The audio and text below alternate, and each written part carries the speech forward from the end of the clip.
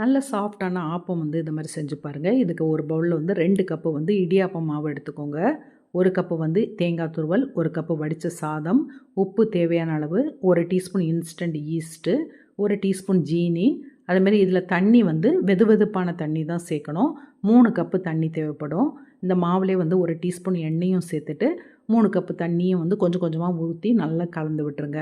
இப்போ இதை வந்து மிக்ஸி ஜாரில் சேர்த்துட்டு நல்லா பேஸ்ட்டாக அரைக்கணும். தேங்காய் துருவல், சாதம் எல்லாம் நல்லா அரைப்பட்டு வரணும். இதை மாதிரி அரைச்சிட்டு இதை ஒரு பாத்திரத்தில் ஊற்றி அப்படியே மூடி வச்சுருங்க.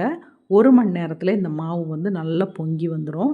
இதை மாதிரி நல்லா பொங்கிட்டுது. இப்போ வந்து இதை கரண்டியை வச்சு கலந்து விட்டுறாதீங்க, அப்படியே இருக்கட்டு.